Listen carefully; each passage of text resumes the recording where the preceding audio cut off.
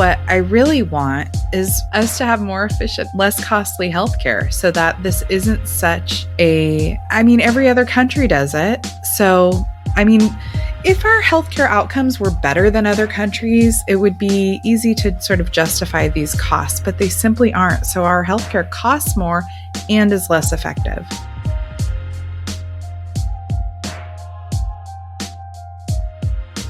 You're listening to Nurses on Fire, the podcast for nurses by nurses aspiring to financial independence. I'm your host, Naseema McElroy of Financially Intentional. Let's spark some flames, y'all. Welcome back to the Nurses on Fire podcast. And if this is your first time listening, thank you so much for tuning in. I will be eternally grateful if you took a moment to subscribe, leave a review, and share with other nurses that you know could benefit. If you're liking what you're hearing, please take a screenshot of the episode you're listening to and share it. Please don't forget to hashtag Nurses on Fire podcast so I can personally thank you. If you're interested in ways in which you can work with me, please make sure that you're on the Nurses on Fire mailing list by going over to financiallyintentional.com/NOF list. That's NOF list for Nurses on Fire. So in this episode, I have the honor of welcoming back Lynn Frair, who is my guest on episode 2 of the Nurses on Fire podcast. If you haven't already listened to that episode where she shared how she retired at 40 years old, even after having her savings wiped out while recovering from a brain tumor, I strongly encourage you to go back and listen to episode 2. Now, Lynn is on a mission to tackle a feat that most have found insurmountable. I am thrilled that Lynn chose to hit this issue head on, and I have no doubts that she will revolutionize the way we approach this topic for years to come. So, as traditional work has now become optional for Lynn, one of her biggest barriers for her family of 4 was figuring out healthcare options in early retirement. Over the course of 3 years and reviewing over 100 different sources, she created a database with all of the options she could find, taking notes on each one. She's hoping to crowdsource this information on a site called fihealthcare.com, as this information is most powerful and useful if we all come together to keep this information up to date and support each other. That is the essence of this platform, fihealthcare.com.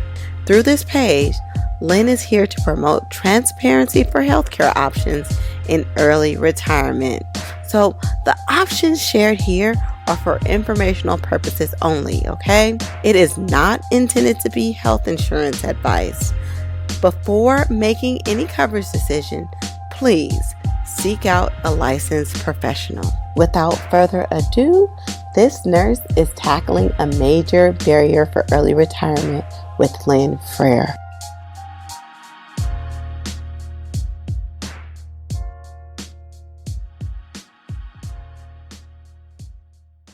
All right, welcome back to the Nurses on Fire podcast. Lynn, thank you for being my very first podcast guest on episode 2. Yes, I loved it. And Lynn, you have some amazing news to share. So Lynn, what are you working on and how is it going to change the world? Oh, well, that's a lot to live up to, Naseema, but I am definitely working on something that I think is pretty exciting. So as I made the transition from traditional employment as a nurse, I was trying to figure out what we would do for our family for healthcare options. And so I'm a data collector and I'm a researcher. So I started looking up all the options that I could find here in the US for health insurance and wrote them down, the pros and cons, the eligibility criteria, and helpful links as we're making our own transition and planning. And then a lot of people that I talked to, they wanted access to this. They wanted to figure out what I had collected, what the options were. And so I kind of held on to the information for a long time. And I kept thinking somebody else was going to present this or I could add to what they were creating. And nobody created this. And so I actually went to FinCon. That was part of the reason I went to FinCon this year, to look for who is creating a crowdsourced database of options for healthcare in early retirement. And I couldn't find anybody. So I decided to just step forward and create it and invite other people to edit it, add to it. So that is currently what I'm doing. So I am going to be launching FI, standing for Financial Independence, healthcare.com. Currently has a landing page. If you're listening to this in October 2019, we hope to go live around the 31st of October. So you can go there now at any time and sign up to be notified, or if it's after that point, hopefully it's already live. And I'm very excited, lots of interest, and I hope it adds value to people's lives. I think it's hilarious that you guys chose Halloween for the launch date. I know. And I love the terminology where it says, yeah, healthcare can be scary. And it totally can be. I'll admit it's so cheesy. But true. Yeah, it is. When I look at people and they're thinking about, I'd love to make this transition. I'd love to have more time freedom. The look when they are thinking about what can they do about healthcare, it's sometimes panic looking. It's their limiting barrier to having more time freedom. And I'll be completely honest, the options are not great, really. I mean, there's not magic that I have, but if we can take all the information that's available and put it into one place, then at least people will know what options are there. So I can't solve all the problems of US healthcare, but I can help take the information that's out there and put it in a place where we can all come together to help each other. So that's what I'm trying to do with the site. And I think it's all about just having a resource so people know what's possible for them. And I think that's important because, it's super overwhelming to try to navigate this on your own, and to have one compository of this information is going to be game changing. And that's why I say you're changing the world, Lynn, and you definitely are. I mean, you're already changing the world and just being a phenomenal person and sharing your story, but you are taking this to a whole nother level, and you're serving so many people by letting them know the healthcare options. And of course, it sucks. I mean, the US healthcare system is really primed for some change. We really need to have some really dynamic changes to our healthcare system. But in the meantime, this is really going to serve so many people. I mean, it's not going to stop when the healthcare system hopefully changes, but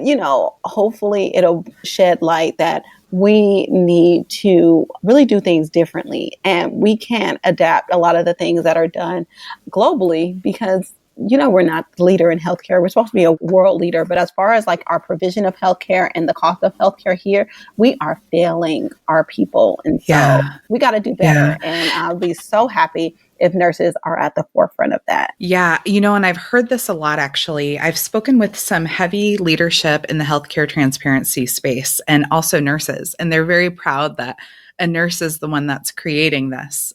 Because if you think about it, we have hands-on experience in terms of both being on the patient side and at the direct bedside. And many of us also have the leadership experience. And so our experience on both sides of that equation are really helpful in developing things like this. So yes, our healthcare system, unfortunately, the data shows that it's fairly inefficient. And I think what sadly is going to happen in the future of healthcare is that it's going to create more of a splintering of these different options, which will be increasingly difficult to track. And so my hope is that as the splintering occurs, we at least have a place to track this so we know what options are available. And my hope is that by making it more transparent, the less efficient systems can see what the more efficient systems are doing and learn from that, because I think it's our lack of transparency in the costs is one of our biggest problems. So I have this bigger vision, of hopefully if more people have more time freedom, that they can do things like innovate around areas like healthcare and healthcare costs. So that's my overarching hope. I love it. I know it's ridiculous and ambitious, It's but not, it's but it's true. not. I feel like it's a lot closer than you think. And just because you put the action, the intention out there and you're actually doing the work, I feel like it's possible. And it's totally something that I feel like we'll see relatively soon, thanks to you, Lynn. So let's get into this heavy content. Let's get Let's into get it. down and Yeah. dirty into what healthcare options do we have available for us when we choose to leave the workforce? Yes. So, depending on how it splits, and this is going to evolve over time, but I would say there's about 20 ish options. So, this is going to evolve over time, but there's several different options. None of them are perfect. I'll be completely honest. So, we'll just start kind of ticking through the options. Is that good? And then you can ask Yep, let's do it. questions as I go through. Okay. So, the most common one that's used by people who are outside. So they've left traditional employment. Maybe they are early retiring or maybe they're entrepreneurs. The first place you would go, and the most common, is the healthcare marketplace, the individual marketplace. And that means that, so you would go to healthcare.gov or ehealthinsurance.com. Those are aggregators that'll tell you what's available in your area. So that is a way to compare different options that are available through the ACA. And so there's different ACA standards. And the big pro of this is that they can't accept anybody right now, how it stands, or charge higher rates because of their health. So that is a big benefit of it. So meaning that people with pre-existing conditions who used to didn't qualify for healthcare until the Affordable Care Act came into place can now qualify via this marketplace.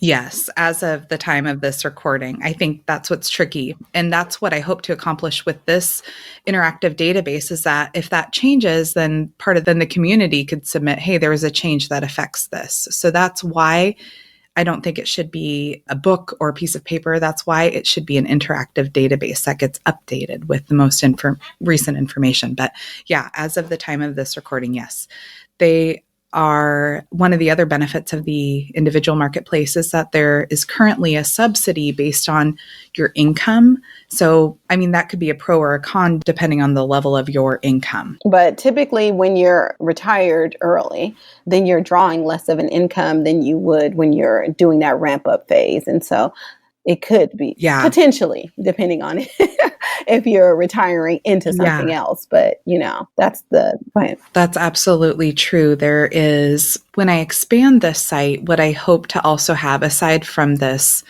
database, is really helpful links for how to make those decisions, because there are graphs and charts that talk about what the levels of subsidy are. So it's going to start this way, and then I'm sure it's going to develop. I have lots of people reaching out to me with ideas and willingness to help, but how it's starting is this database. So yeah, that is for most anybody, that's a really good place to start, because that is the most commonly used way to figure out what your options are. And it's also available in every area legally. It's supposed to be in the US. So sort of attached to that is Medicaid or expanded Medicaid. That's different than Medicare. Medicaid it's considered, so if you apply through the individual marketplace, if you're below a certain income, and it depends on where you are, but if you're below a certain income, a certain percentage of what they call the federal poverty limit, the FPL, then you may qualify for Medicaid, which is out-of-pocket cost is very, very low and sometimes nothing. And that's state dependent, right? Yes. Like you were saying, it depends on your location. Like in California, it's called Medi-Cal. And Mm-hmm. in the Bay Area, because like for a family of four, the poverty level is like 110,000. A lot more people qualify for that. Like people look at it as like welfare, but a lot like your average person usually can qualify for Medi-Cal in the Bay Area. Yeah, it does vary state to state, and each state seems to have its own name. In Washington State, it's called Apple Health. In California, Medi-Cal. The overarching federal term is Medicaid, and it is subject to income level. And so when you go through the individual marketplace, it'll tell you what you qualify for, in as far as it'll include Medicaid if that's something. So you don't really need to go pursuing that. But I did include that as an option, I'm including all options so that people can make the decision. The options I'm including are things that people have used. So no particular option. I'm not condoning or against anyone. I just want to make that information available. Okay. One of the more common alternatives, I would say, for healthcare options. Again, these are all healthcare options. They're not all insurance. So health sharing ministries are common in the financial independence movement. It is not considered an insurance plan. It is considered basically like a donation. It's a monthly premium. It tends to be more affordable than other plans because there's a reduced administrative burden. This is a con or a pro, depending on your perspective. They're particular about who they accept, and they can do that because they're not subject to those ACA guidelines about health pre-existing conditions. So they tend to approve people who are in a healthier cohort, which keeps their cost down. So there's a lot of mixed feelings out there about that. And I have mixed feelings. And they're pretty restrictive, right? They're pretty restrictive. So it has to be limited to those of a Christian faith background, usually those who lead a healthier lifestyle, like no smoking and mild drinking, not high risk activities. I hear as sometimes the criteria, like lots of skydiving.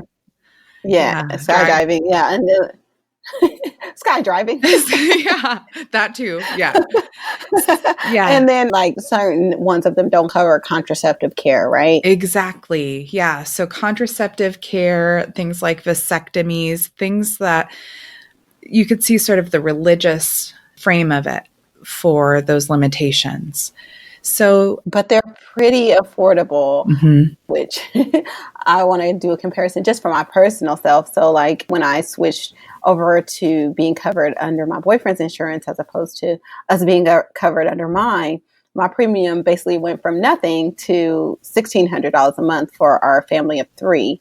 And then I checked a healthcare sharing ministry out and the premium went down to $400 a month. So just by comparison, like it's substantially cheaper.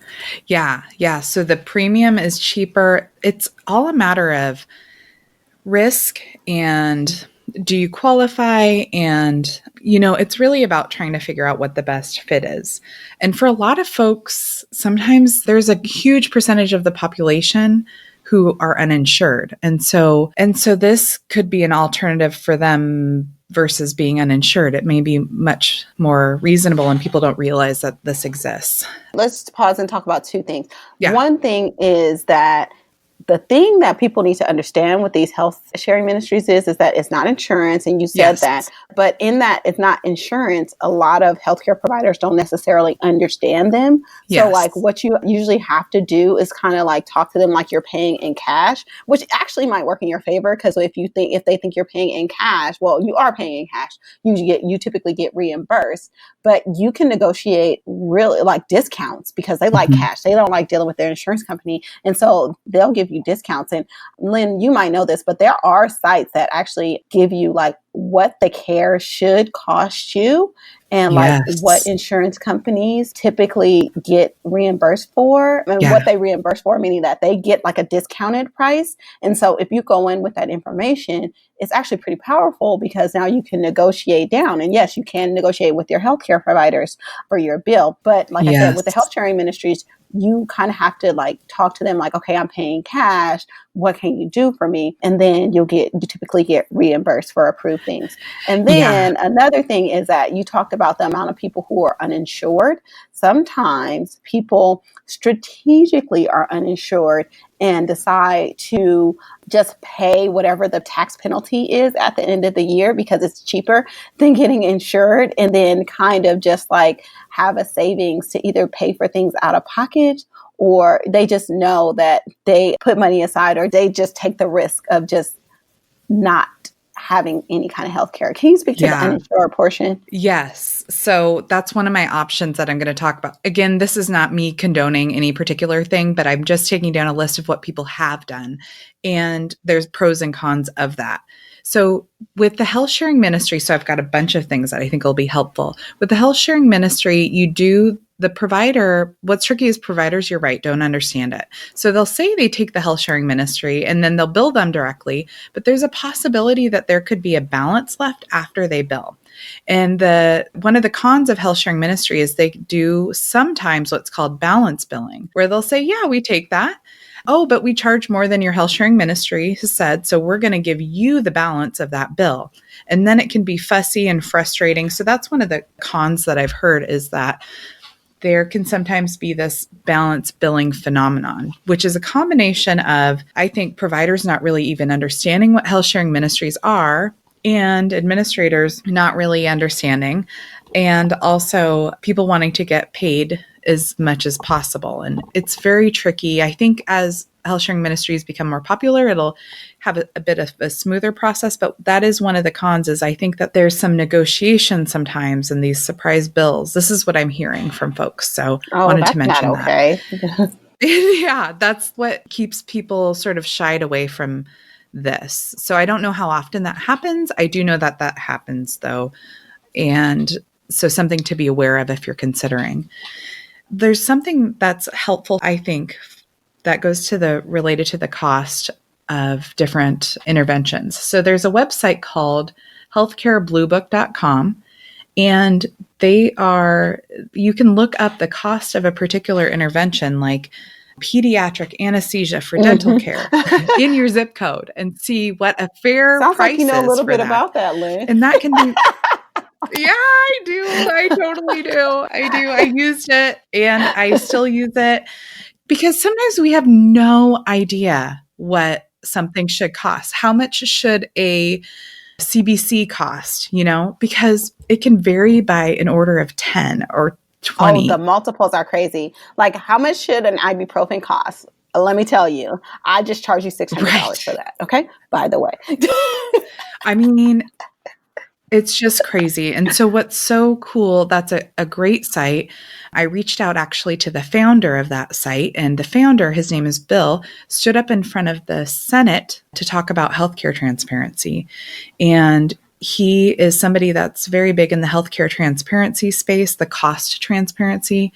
And he's been a great person to work with about this and encouraging me to kind of get this stuff out there. So I do recommend the Healthcare Blue Book site to folks for comparing the cost of various interventions. It's okay, very I helpful think we resource. killed that one. We killed it. Yes. We killed Move it. on. Okay, let's move on. Self-insurance is kind of what you were talking about, where people basically take on the idea that if something comes up, they'll pay for it. And either they have a large, large stash of money where they could take on anything, or they are very high risk, I guess you would say. But you can obviously see the pros and cons of that. Pros, there's no monthly premium. Cons, if something catastrophic happens, it could wipe out a lot of money potentially. And let's not like gloss over that, because healthcare expenses the leading cost of bankruptcies in this country. So the chances that something will happen to you are pretty high. The chances that it'll wipe out everything, and Lynn, this is something that you know a little bit too much about too, are pretty high too. So, can take that into consideration. Yes. Yeah. That is one of the options. I'm including that, but I mean, with lots of caution around it because of that possibility of very high risk. I wanted to also talk about, so another option is short-term plans. So some states, it's interesting. Some states, it's variable, have these short-term plans that usually it's not longer than 1 to 3 years. They have limited benefits usually, but the premiums tend to be lower. The pros and cons, you could say, is they don't have to comply with the ACA pre-existing condition clause. And it's something that is truly, because of the name of it, short term. So you won't have as much security in knowing that. So they kind of present this trade-off to consumers about lower premiums in exchange for more limited coverage and less protection. So the Kaiser Family Foundation estimates short-term plans have fewer benefits at about 54% lower than the ACA compliant plans. And the result is the premium savings is because They are excluding people with pre-existing conditions. So there's a lot of, potential conflict there, as far as people's belief systems and such. But that is an option that some people are electing, particularly those who have sort of unknowns or might be traveling, looking for a temporary bridge. So that is an option people are sometimes using. Moving on. There is I wanted to talk about military plans. So I certainly don't recommend, joining the military just so you can get, early retirement healthcare benefits. But that is one of the things that could be possible. The pros, obviously, well, the coverage can be generally affordable. The cons is that it's limited, obviously, to military or ex-military, or I think the spouses and family of. Usually it's through TRICARE and the VA, I'm told. The quality of care tends to vary based on the VA. So you might want to, another consideration is considering the timing of your departure to coincide with, apparently there's a lifetime healthcare benefit along with pension sometimes, yeah. So you want to really understand those benefits that are specific to you, because I'm sure they vary. But I did want to mention that that's not going to be, so most of this stuff from here on really isn't going to be for most people, but wanted to mention it for those that it's helpful for. So we'll continue. But what I wanted to really emphasize with that is that, yeah, I think that it's very smart to understand this, because it can cost you a lot of money if you exit the military. Yeah. At the wrong quote unquote time. Yes. So be very strategic about how you time your exit, because you can miss out on certain pensions, and especially we're talking about healthcare coverage. Mm-hmm. But yeah, make sure that you're looking at those things when you're timing your exit. Yes. Yep. Very important. Mm-hmm. Okay. Next. There's something called FEHB, Federal Employees Health Benefits. So in some cases, some federal employees might be able to continue their healthcare coverage after ceasing employment if they enroll. So that's worth a consideration if you're a federal employee. It may allow continuation of your federal health insurance plan after at least 5 years of enrollment if you've been continuously enrolled, is what I'm hearing. So something to consider for federal employees.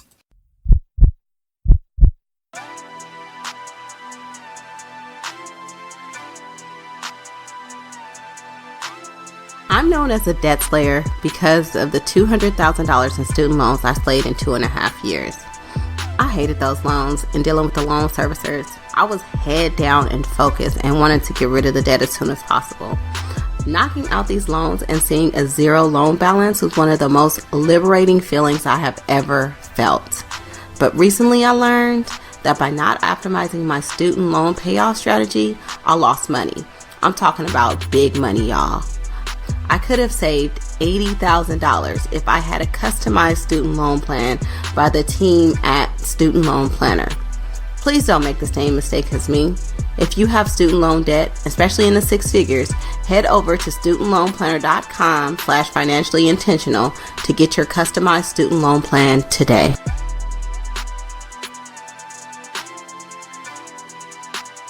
Do you know how your retirement funds are invested? Do you know how much you're paying in fees? Chances are you're on the same boat as some of my coworkers. Some of them set up their retirement when they first got hired and never looked at it again. Some have let a computer select their investments and don't even know what they're invested in. Worst of all, some people have their retirement funds sitting in a savings account and they're not even invested in the market because they're afraid to lose money. That's hella scary, y'all. What's even scarier is that some of you listening don't even have a clue what I'm talking about. And guess what? This is super common. This has to change today. Let Bloom do the work for you.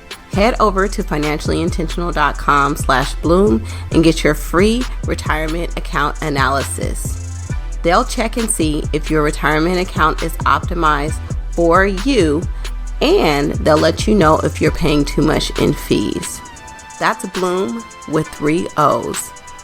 Bloom can also manage your retirement account on an ongoing basis so you can take the stress out of retirement planning. If you choose to work with Bloom, their fees are incredibly low, less than your Netflix subscription. You have enough to worry about. Let Bloom handle your retirement account. The hardest thing you'll have to do when it comes to your retirement is remember that Bloom is spelled with 3 O's. head over to financiallyintentional.com/bloom. Remember, spelled with 3 O's, and get your retirement account squared away today.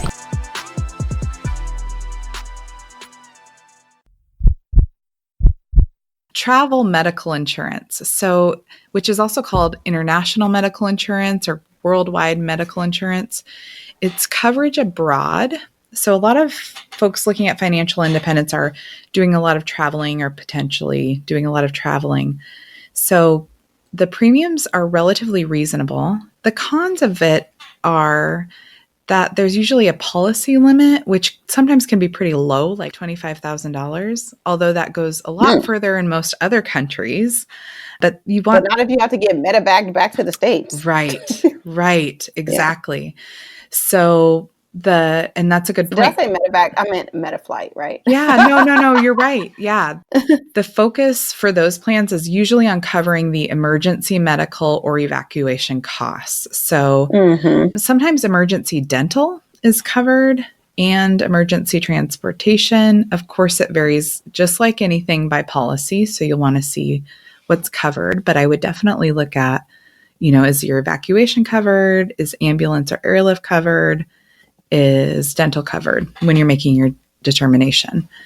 Who qualifies are expats or long-term travelers, missionaries, visitors to the U.S. sometimes, and business travelers working overseas. This is another line item that's interesting that has been brought to me. So medical tourism, where we live in the U.S., but we might go somewhere else for certain medical procedures. So the pros of that— Thailand for your surgery.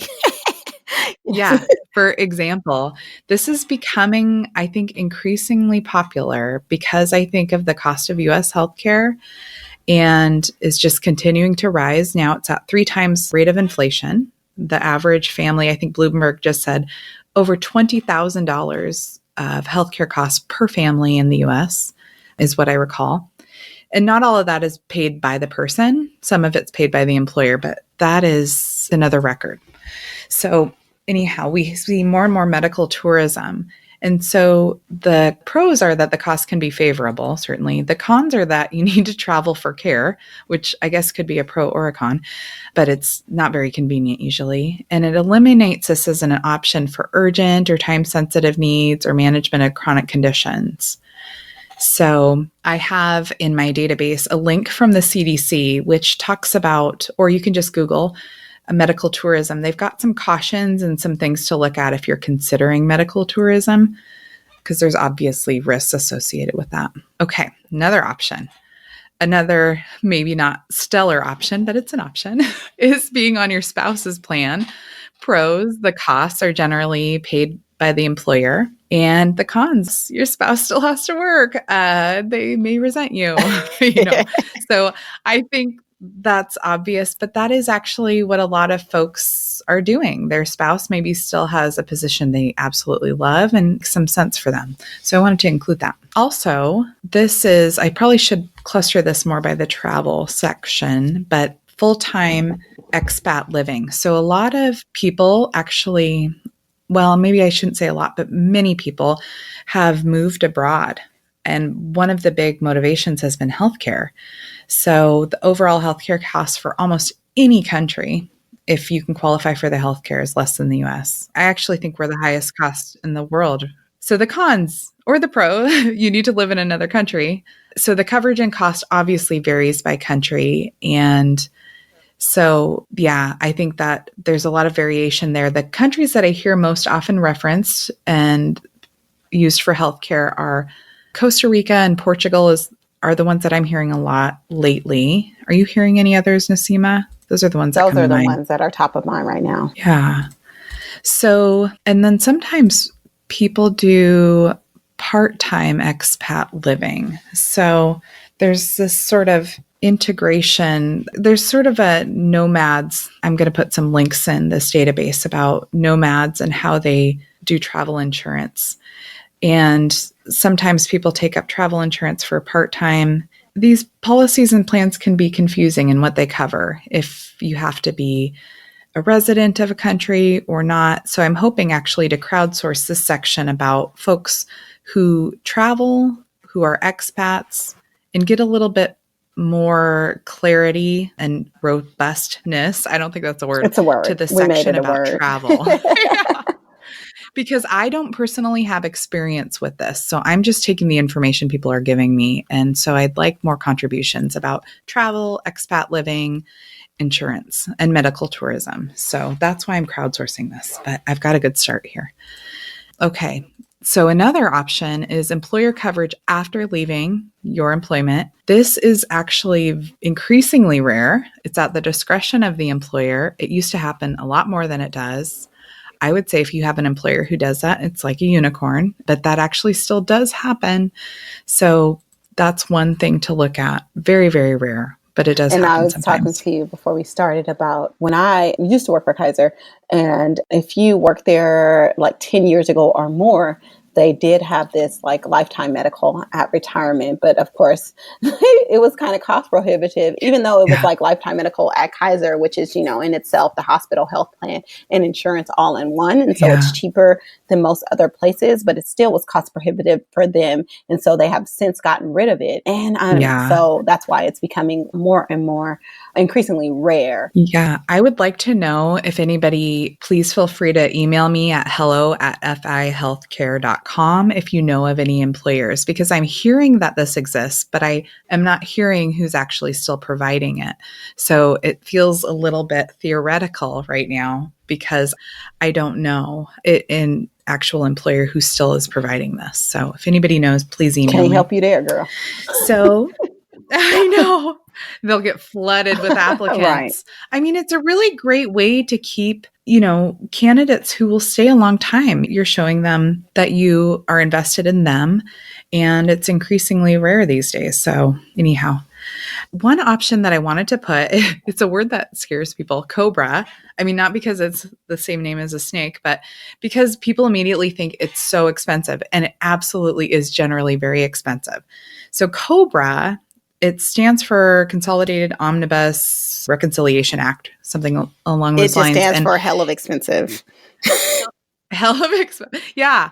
It's what it is an extension of your existing plan, but you're taking over what the employer used to pay. And usually employers cover about 84% of the cost. So you're now taking that part over, plus usually an extra administrative charge of usually I see about 5 to 17% more. So it's very, very expensive. I put that there because this could be a good option if you have a different option later and you maybe just need to bridge a couple of months. You need to keep the same providers or money's no Or object. you're I don't just know. big ball and shot calling and you don't have to check your change. But that's not most people who are in the Right. FI space. Like we're about every single one of those coins. So Yes. yes. Yeah. It's just not going to be, but you can use it up to 18 months usually after employment. So it can be a way to sort of buy time. It is coverage. So the qualifications are the employer has to have, I think it's required if you have 20 or more employees. So a lot of employers are required to provide COBRA. And then I have a nice link in here about how to find out more about that.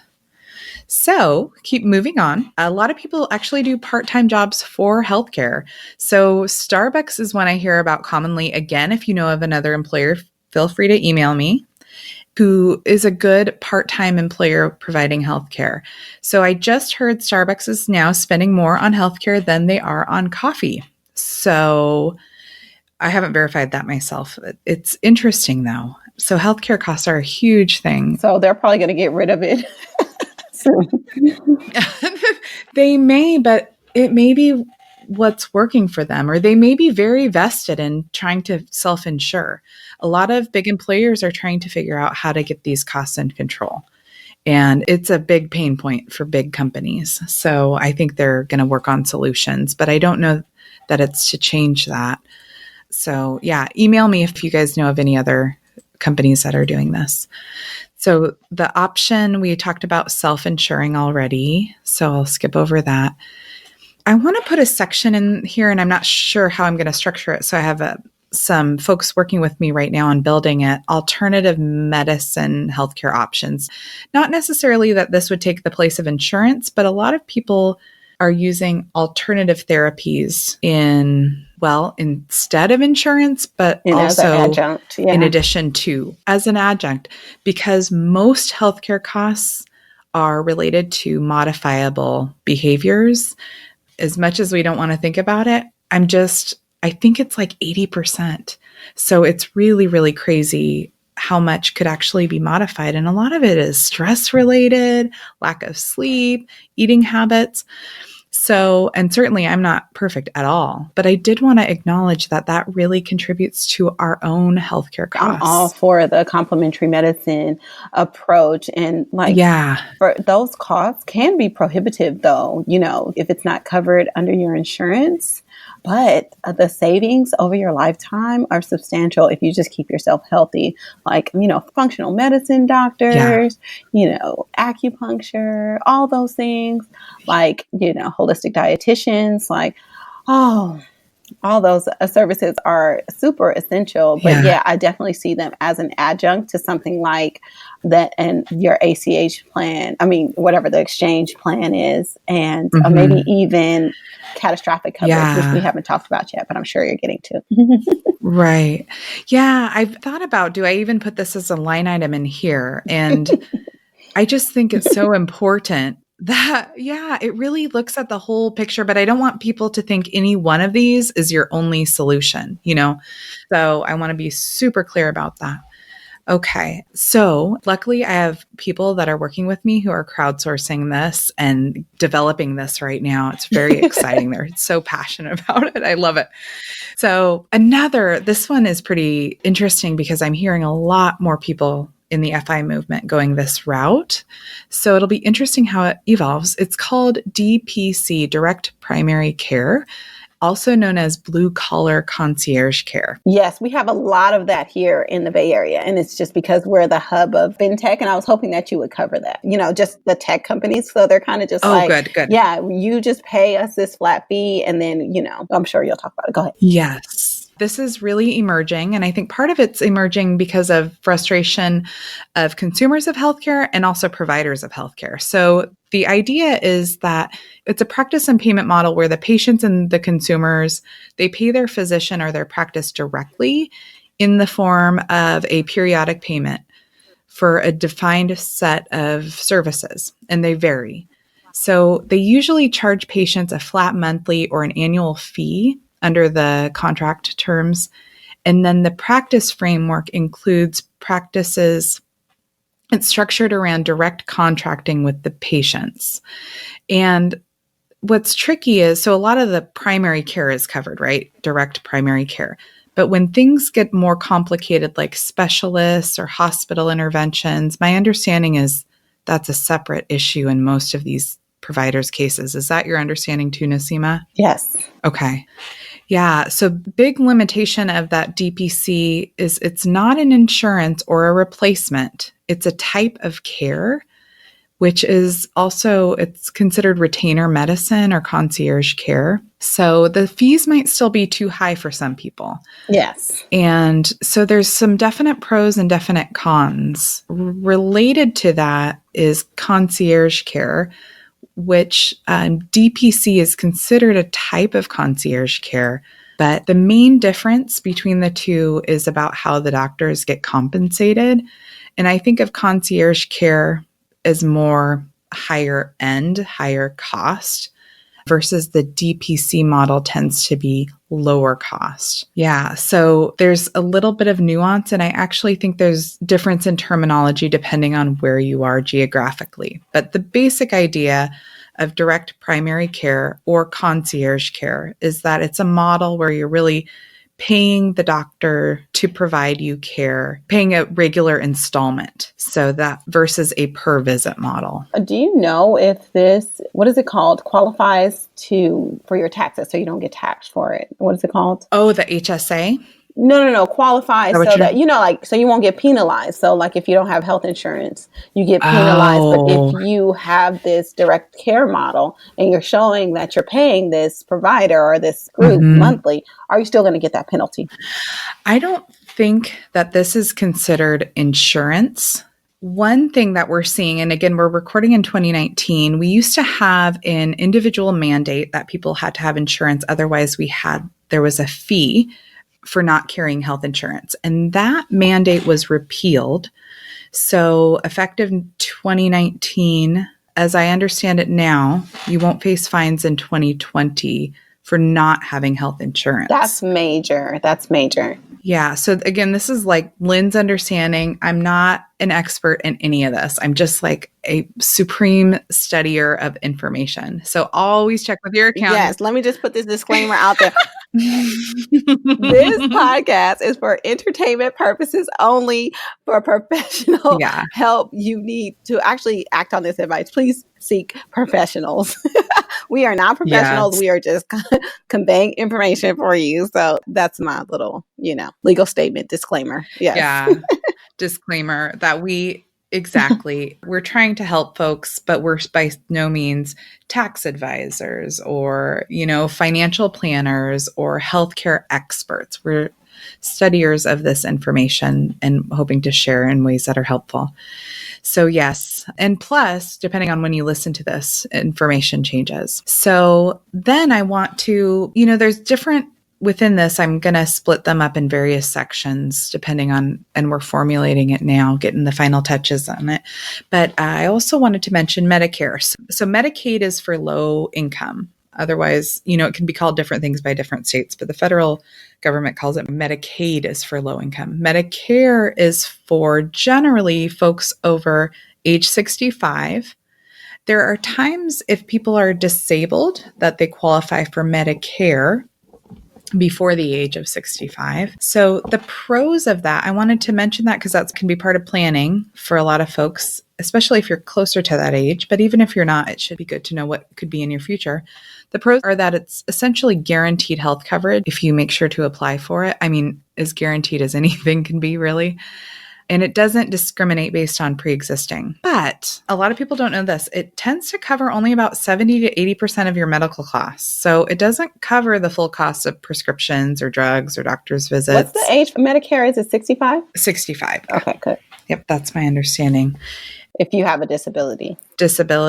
And you meet the criteria. So they've got, Medicare has different parts, A, B.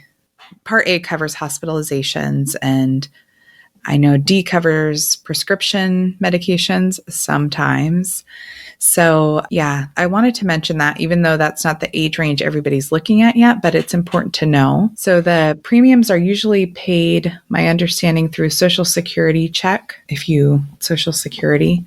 But what's great is I have somebody who's sort of an expert at Medicare who's going to be adding helpful links in this section as well. Awesome. Yeah. So those are really the main pieces. Wait, you were saying something super important, and I'm sorry I interjected, but you were saying that Medicare does not only cover 70% of expenses, right? So this is something that you need to plan around financially. Yeah, exactly. That is really key. So they cover about 70 to 80% on average for medical costs. So that surprises a lot of people because they think that it will be covered, 100% or, 90%. But it does cover a bulk of it, but there's still a lot that is not covered under Medicare. So there's still personal responsibility even after the age of 65 financially. Yep. All things to know. Which is important for planning. Definitely important for planning. Yes. Like people think that, oh yeah, I just got to get to 65, honey, and then everything is going to be taken care of. No, boo. You still need to put that money aside because you will be paying 20 to 30% of the cost. Yeah, exactly. So, like in summary, if you guys are still listening, the TLDR is that it's very difficult to navigate, which is why I want to bring people together so that we can help figure this out together. But for most people, going to the individual marketplace, so going to healthcare.gov and seeing what you qualify for, taking a look at health sharing ministries, the pros and cons, really evaluating to see if that's a consideration. There's a lot of pros and there's a lot of risks to it. And also maybe considering what you might have as your DPC, direct primary care, aka the blue collar concierge, seeing what's there in your area, seeing what they cover, and maybe overlaying that on top of your ACA plan. I would say those are the three things to really look at. Not that you would only choose the DPC. I would be very leery about having on its own, because essentially then you'd be self-insuring for a lot of big, potentially catastrophic things. But starting with those three places to see what's available in your area, and then kind of going from You know what there. I'm leaning towards, Lynn? Like, if things stay the same, What are you like going? the way the healthcare is, I'm going to find me a part-time benefited job. And then, like, that's just for 2 days a week. And then I'm just going to request to get Yeah. canceled all the time. As a nurse, are you wondering about as a nurse? Yes. I mean, like, anybody can work like 2 days a week. I mean, and then like take their vacation as they want to. But I'm just like, man, I just didn't have my job cover my insurance for the rest of my life, or until I can't work anymore. And then just get canceled all the time. Like, let these newbies work, you know? It's such a problem. And what I'm seeing and what's so sad is that we're moving away from having these part-time benefited positions, and which makes sense because it's very costly for the employer. What I really want is us to have more efficient, less costly healthcare, so that this isn't such every other country does it. So, if our healthcare outcomes were better than other countries, it would be easy to sort of justify these costs, but they simply aren't. So our healthcare costs more and is less effective. We just need to get our ish together as a country, just in general. So, I mean, like, let's work on this healthcare. Yeah. So my just dream is that if we can get people where they have this financial runway, who are already in the healthcare system as providers or as employees like nurses, we get a little time freedom, we get a little financial runway, and then we start looking at, there has got to be a better way. We can do this better, because so many other countries are able to manage with decent outcomes and lower cost. I believe we have such innovative, bright people in the FIRE movement and in healthcare that we can find better ways to do this. So yes. So my audience out there listening, I task you with this. I task you with obtaining financial independence, getting yourself free, and then start working on causes like this where you can too, just like Lynn, who was retired at 40, change the world. Lynn, thank you so much for fantastically and so comprehensively covering this wealth of knowledge that is just can be super overwhelming for most people. But I think you did an extraordinary job in making sure that it was broken down to, if I can understand it, basically anybody can understand it, because I'm real basic. So I call it the beast. It's kind of like a beast. yes, but it is a beast. Hope to tame it a little. Yes. Well, thank you for taming the beast, Lynn. And again, it is always my pleasure to have you on here. And of course, you're going to be my recurring guest because, you know, we're just like cool like that. And I need you in my life. I love it. All right, Lynn. Thank you. So that episode was jam-packed with a lot of information. Thank God it's in podcast format where you can go back and listen to it as many times as you want to. But really, I need you to go over to fihealthcare.com. So you guys, do you really know how much you're truly paying for your healthcare? Most of us are pretty fortunate to have health coverage as part of our employer benefits, and don't really understand the true cost unless something happens, like a work separation or benefits changes, where we might be left footing the bill. So take some time to price out how much you will be paying for your current coverage in the open market. The second thing I want you to understand is that timing is super important. So if you're like in the military or work for the government, or heck, maybe you're one of the lucky few of us that still gets a pension, sit down with your retirement plan administrator and figure out how leaving the organization could affect your coverage. You might just have to stay a couple of months extra or less time than you think you need to in order to get your health covered. All right, And the most important thing I want you to take away from this episode is to make sure that you head on over to fihealthcare.com and sign up, okay? Stay up to date to know what's going on with this healthcare insurance landscape. And if you have game to put us up on as far as health insurance, please share it with us. If you have traversed this rough terrain, please don't keep it all to yourself. Make sure you're sharing and crowdsourcing this information so that we can all learn, because this health insurance game is complicated enough. Hopefully, the healthcare landscape will change in the foreseeable future. In the meantime, thank you so much, Lynn, for putting together this resource. Bottom line, I am so proud to see a nurse that is in the forefront of increasing healthcare coverage transparency. I'm even more proud that this is Lynn's baby. She has already demonstrated that she can accomplish the impossible. So addressing the healthcare concerns of early retirees should be small beans for her. Just joking, Lynn. Best wishes for you and your success on this site. Please let us all support, and y'all already know I already signed up. You've been listening to Nurses on Fire. If you want to learn more about me or my guests, check out our show notes page. If you found value, please support our show by supporting our sponsors and affiliate, also listed in the show notes. If you like what you're hearing, we'd love for you to give us a 5-star rating and subscribe on Apple, Spotify, Google, or whatever podcast app you're using to stream this show. You guys, tell all the nurses in your life to subscribe. And if you know a nurse with a compelling money story and would like me to feature them, shoot me an email at Naseema@financiallyintentional.com.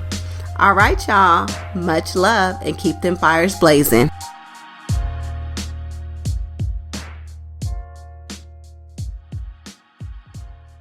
Thank you for listening to my mommy's podcast.